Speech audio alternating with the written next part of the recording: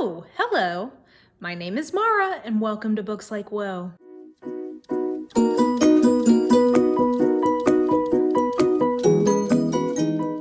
So this is a video that I have been preparing since the beginning of the year because I thought it might be interesting, at least to me, to force myself to rank every 2019 book release that I read in 2019. So if you don't know, I read a lot. I read, I think, roughly 300 books in 2019. And of those 300 books, it looks like 108 of them were released in 2019. Now, my front list tastes definitely run towards mystery a little bit, a lot of fantasy sci-fi, a lot of romance, and a lot of nonfiction. So that's definitely sort of the genres that are mostly represented on this list. But I thought it would be interesting to force myself as I went through the year to rank every single book that I read.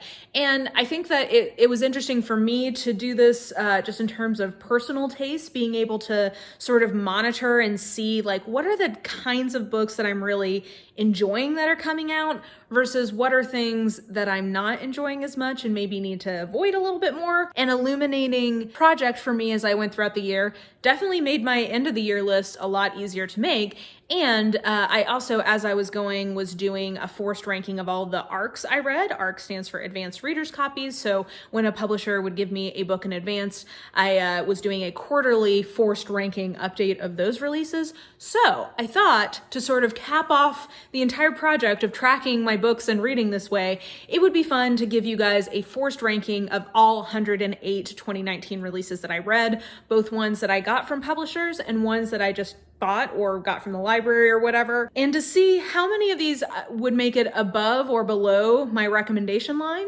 So I can tell you that of those 108 books, 79 of them I would recommend. Even looking at the top of the not recommended list, they're not bad books, it's just there was something about them that didn't work for me that keeps me from just like really feeling good about giving you a full-throated recommendation of them.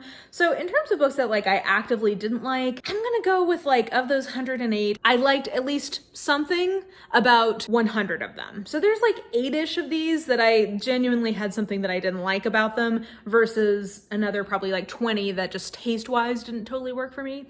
Anyway, all that to say, because I don't want this video to be a million years long, what I'm gonna do is I am not gonna really give you commentary on these. I'm just gonna give you the ranking and the book, and maybe I'll talk about my least favorite and my most favorite. That sounds right. So I'll tell you a little bit more about my least favorite.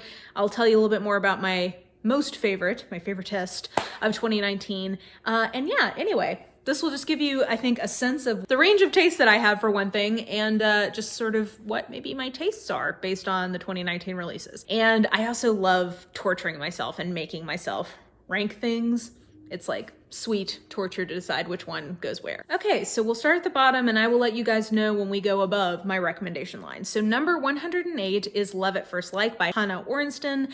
And I talked about this in my worst books of the year video, so I'll mostly refer you there, but I will tell you that this book, the reason I put it as my least favorite is that this was an ARC I received. Now granted, I received it after the release date, so I don't feel as much pressure to get to those in a timely fashion, because if they wanted me to read it in advance, they should have given it to me in advance. But I did get to it about a month and a half after it was released, and it's the only arc on NetGalley I have not been able to finish because I just found the main character so unpleasant. She was so entitled, and I just didn't enjoy her interactions with any of the other characters who I did like. I liked the other characters in this book, but I did not like her. So because I DNF'd it, even though it was an arc, I felt like definitionally that meant that it had to be 108. 107, I'm gonna say, is Gideon the Ninth by Tamsin Muir, and this is because this was a very notable DNF for me as a 2019 release. We won't talk about the other ones, I promise, but that's why this one is so low. I don't think this one is terrible. It's just because I DNF'd it, and I didn't DNF any of these other ones. I put it right after the bottom. 106 was 99% Mine by Sally Thorne, which I got from the library. 105 was Fix Her Up by Tessa Bailey, which I got as an e-arc. 104 was The 10th Girl by Sarah Faring, which I received as a gift from Bethany at Beautifully Bookish Bethany, and we did a buddy read of this one. I will tell you, this one's super low on my list. I'm gonna guess it's very high on Bethany's. very polarizing book. 103 was Tightrope by Amanda Quick, which I received as an e-arc. 102 was Ragged Alice by Gareth Powell, which I received as an e-arc after I purchased the physical book. 101 was Hidden Cove by Meg Tilly, which I received as an e-arc. 100 was Elephant in the Room by Tommy Tomlinson. 99 was Getting Hot with the Scot by Melanie Johnson, which I received as an e-arc. 98 was The Seekers by Heather Graham, which I received a finished copy of from the publisher.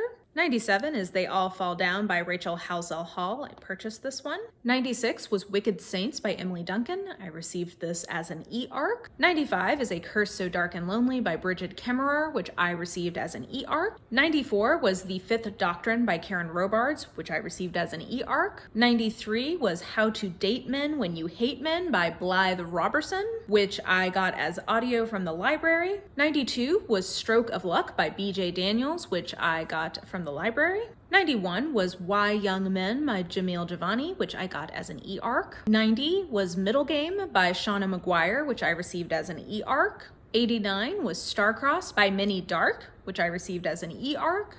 88 was The Last House Guest by Megan Miranda, which I received as an e-arc.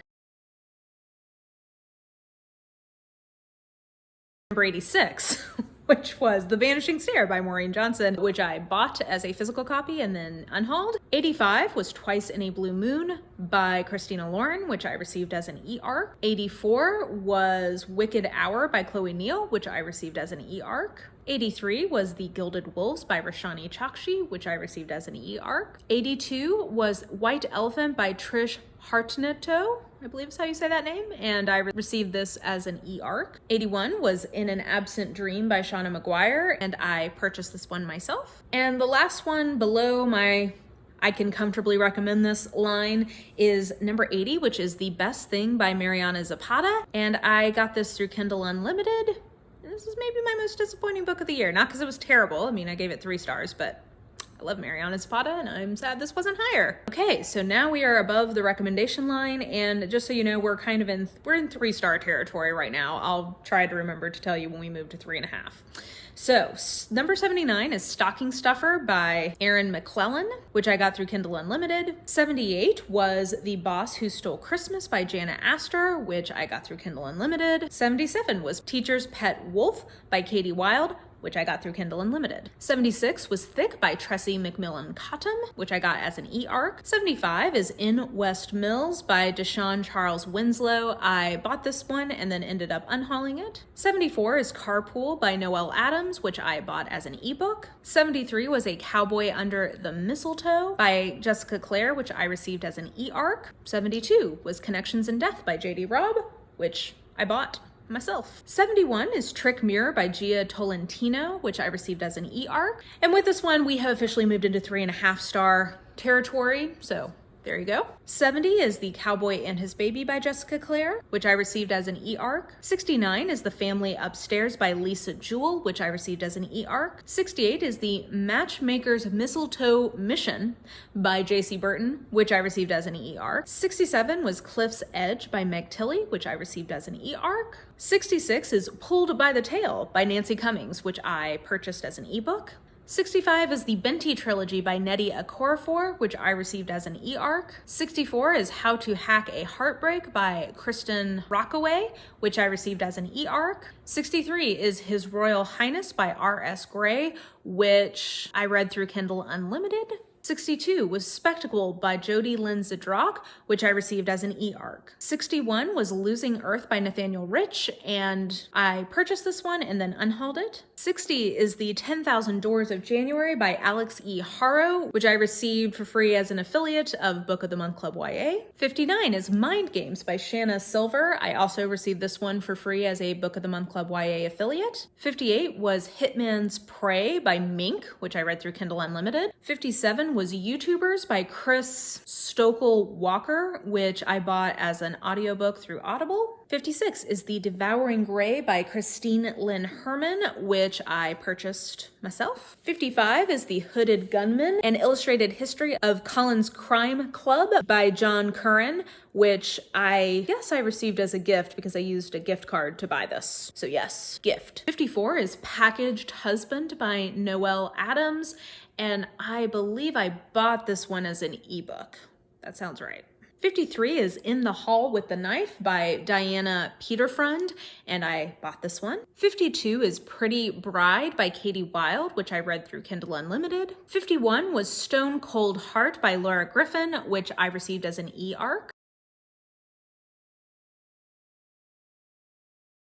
And officially moving to 4-star territory. First, we have Snowman's Angel by Mink, which I read through Kindle Unlimited. 49 was Secret Santa by Noelle Adam, which I purchased as an ebook. 48 is One Christmas Eve by Shannon Stacy, which I received as an e-arc. 47 is Office Mate by Noelle Adams, which I purchased as an ebook. 46 is The Christmas Pact by V. Keeland and Penelope Ward, which I received as a free Audible original through my Audible subscription. 45 was The Tesla Legacy by KK Perez, which I received as an e-arc. 44 is Commander-in-Chief by Rick Riley, which I received as an e-arc. 43 was The Adventure Zone, Murder on the Rockport Limited, which I purchased. 42 is The Lovely and the Lost by Jennifer Lynn Barnes, which I purchased. Apologize for the different lighting, guys. Apparently now it just gets dark at 3 o'clock in the afternoon, so had to go grab a light to keep going. But I believe I was at number 41, which was The Silent Patient by Alex Michaelides, and I purchased this one and then unhauled it. 40 was The Wedding Night Before Christmas by Katie Wilde, which I read through Kindle Unlimited. Number 39 was Biased by Jennifer Eberhardt, which I received as an e-arc. Number 38 is Yalaladin by Rafi, which I received from the publisher. I should note, technically this was written, I think, in 1878, but it was translated to English in this edition for the first time in 2019. Number 37 was Vendetta in Death by J.D. Robb, which I purchased. Number 36 was Faker by Sarah Smith, which I received as an e-arc from the publisher. Number 35 was The Bromance Book Club by Lissa K. Adams, which I received as an e-arc from the publisher. Number 34 was The Midnight Bride by Katie Wilde, which I purchased. Number 33 was How to Be an Anti-Racist by Ibram X. Kendi, which I received as an e-arc from the publisher. Number 32 was Bringing Down the Duke by Evie Dunmore, which I received as an e-arc from the publisher. Number 31 was Can't Escape Love by Alyssa Cole, and I purchased this as an ebook.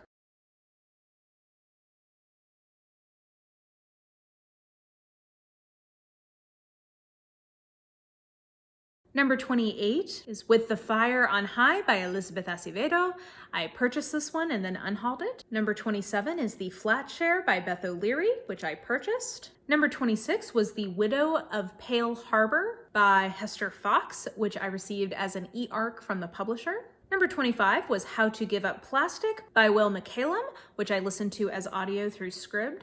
Number 22 is Sleep by C.L. Taylor, which I purchased. Number 23 was The Kingdom by Jess Rothenberg, which I purchased. Number 22 was The Last by Hannah Jameson, which I purchased. Number 21 was The Wolf and the Whale by Jordana Max Brodsky, which I received as an e-arc and then purchased. Number 20 was A Madness of Sunshine by Nalini Singh, which I purchased. Cracking into the teens here, number 19 is Kissing Galileo by Penny Reed, which I purchased. Number 18 is Say You're Sorry by Karen Rose, which I received as an e-arc and then purchased. Number 17 is The Dragon Republic by R.F. Kuang, which I received as an e-arc and then purchased. Number 16 is Holy Sister by Mark Lawrence, which I received as an e-arc and then purchased. Number 15 is The Bride Test by Helen Huang, which I received as an e-arc and then purchased. Number 14 is The Witches Are Coming by Lindy West, which I received as an e-arc. Number 13 is Serpent and Dove by Shelby Murhurin,